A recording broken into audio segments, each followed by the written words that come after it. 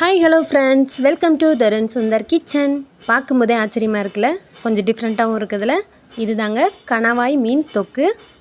இந்த கணவாய் மீன் தொக்கு எப்படி செய்யலாம் தாங்க இந்த வீடியோவில் நம்ம பார்க்க போகிறோம். அதுக்கு முன்னாடி நம்ம சேனலுக்கு புதுசாக வந்திருக்கவங்க சப்ஸ்கிரைப் பண்ணலாம், சப்ஸ்கிரைப் பண்ணி வச்சுக்கோங்க. வாங்க வீடியோக்குள்ளே போகலாம். ஒரு கடாயில் எண்ணெய் ஊற்றி கிராம்பு, பட்டை, லவங்கம்லாம் சேர்த்துக்கோங்க. இதோட பச்சை மிளகாய், கருவேப்பிலை, பல்லாரி வெங்காயம் இது எல்லாமே சேர்த்துக்கலாங்க. சேர்த்து இது நல்லா கொஞ்சம் பொன்னிறமாக வர வரைக்கும் வதக்கி விட்டுக்கலாங்க.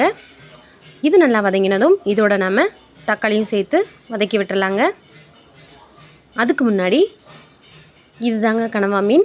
பாருங்கள், இந்த மாதிரி ரவுண்டாக கட் பண்ணி வச்சுருக்காங்க. இதை வந்து சென்னை பக்கம்லாம் கடம்பா மீன் சொல்கிறாங்க. கும்பகோணத்தில் இது பேர் வந்து கணவாய் மீன்.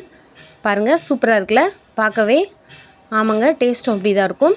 இப்போ ஒரு மிக்ஸி ஜாரில் இஞ்சி, பூண்டு, வெங்காயம், தக்காளி இதெல்லாம் சேர்த்து நல்லா ஒரு பேஸ்ட்டாக எடுத்து நம்ம அரைச்சி எடுத்துக்கலாங்க.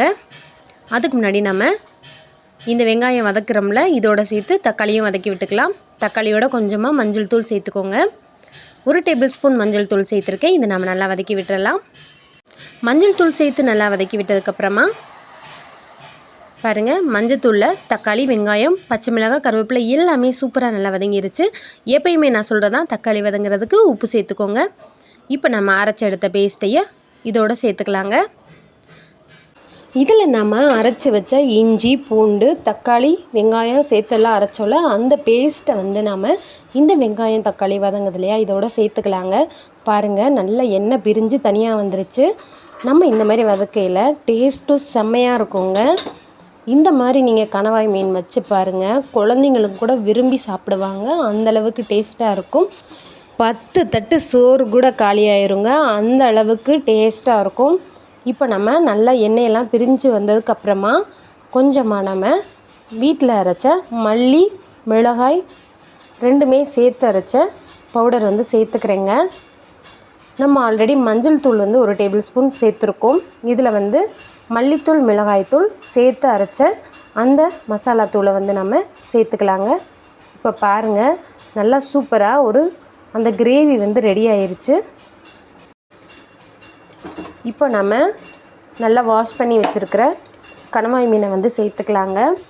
இது நல்லா வதங்கினதுக்கப்புறமா கையில் மாட்டுற ரிங்கு மாதிரி ஆயிருங்க. அந்தளவுக்கு சூப்பராக இருக்கும். டேஸ்ட்டுமே அட்டகாசமாக இருக்கும்.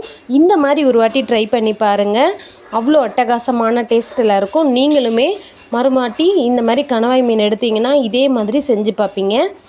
அந்தளவுக்கு டேஸ்ட்டாக இருக்கும் ஃப்ரெண்ட்ஸ். இப்போ வந்து நான் நல்லா வதக்கி விட்டுட்டேன். இப்போ இதை நம்ம ஒரு நிமிஷம் டிஸ்டர்ப் பண்ணாமல் அப்படியே விட்டுறலாங்க. பாருங்கள், 1 நிமிஷம் கழித்து நல்லா எண்ணெயும் பிரிஞ்சு மசாலாவோடு சேர்ந்து நல்லா அந்த ரிங் மாதிரி தனியாக வந்திருக்கும். அவ்வளோதான் ஃப்ரெண்ட்ஸ், கணவாய் மீன் தொக்கு சூப்பராக ரெடி ஆயிடுச்சு. இதை நீங்களுமே உங்கள் வீட்டில் கணவாய் மீன் எடுத்தால் இந்த மாதிரி செஞ்சு பாருங்கள். ரொம்பவே அட்டகாசமான டேஸ்ட்டில் இருக்குது. இந்த வீடியோ உங்களுக்கு பிடிச்சிருக்குன்னு நினைக்கிறேன். பிடிச்சிருந்தால் லைக் பண்ணுங்கள், ஷேர் பண்ணுங்கள், கமெண்ட் பண்ணுங்கள். மறக்காமல் நம்ம தருண் சுந்தர் கிச்சனை சப்ஸ்கிரைப் பண்ணிக்கோங்க ஃப்ரெண்ட்ஸ்.